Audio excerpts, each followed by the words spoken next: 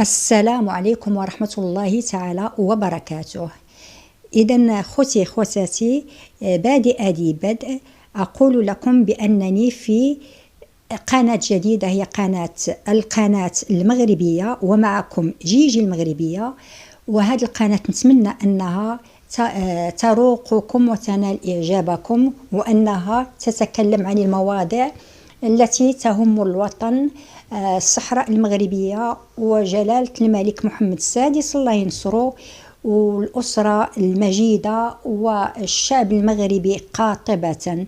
إذن أتمنى أن أوفق في هذه القناة بحول الله، والتي هي من طبيعة الحال بمساعدة أخي إستواغ دي ماروك نزار، الذي قام بتسمية القناة التي نحن بصددها الآن. فشكرا لك أخي نزار، وشكرا لجميع الإخوة والأخوات اللي انضموا واللي غادي ينضموا لاحقا في هذه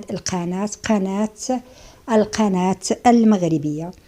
إذن الآن في هذا أول فيديو يعني اللي غادي نشره في هذه القناة هذه، كيخص واحد الخبر خطير اللي غادي نكشف عليه. يعني ديجا راه مكتوبة في عدة جرائد مغربية، ولكن في هذه القناة سأكشف لكم عن الكواليس الخطيرة اللي قلت لكم بخصوص الانسحاب ديال تونس لصالح الجزائر في الكاف.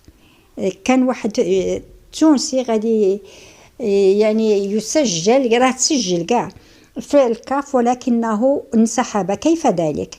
إذن إن انسحاب مرشح المجلس التنفيذي للكاف التونسي واللي هو حسن جناح كيثير واحد الحالات من الاستغراب في وسائل إعلام تونسية. إذن غادي نجيب لكم ماذا يطبخ تحت الطاولة. وكشفت واحد المصادر إعلامية بأنه وبعد اتصال هاتفي واللي جمع بين الرئيسين الجزائري والتونسي، ماذا فعل هذا حسن جناح؟ قرر الانسحاب من الانتخابات ديال المجلس التنفيذي للاتحاد الإفريقي لكرة القدم الكاف، باش يفسح المجال للجزائري وليد صادي. وبالتالي فقرار انسحاب المرشح التونسي جاء بأمر من النظام الجزائري إلى الرئيس التونسي اللي فرض على المواطن ديالو الانسحاب. وكتأتي هذه الخطوة هذه في ظل تصاعد خطاب المظلومية من الجزائر، حيث كيروج مسؤولوها لنظرية مؤامرة يزعمون فيها بأن المغرب وبقيادة رئيس الجامعة الملكية المغربية لكرة القدم فوزي القجع اللي كيسعى لإقصاء الجزائر من الهيئات الرياضية الإفريقية. الجزائر بدورها راها تسعى إلى استغلال أي فرصة باش تعزز النفوذ ديالها في الكاف، متدرعة بوجود حصار مزعوم عليها في الجهاز المسير للكرة الإفريقية، رغم ما يواجهه نظام الكبرانات من اتهامات باستخدام الرياضة لتحقيق أهداف سياسية.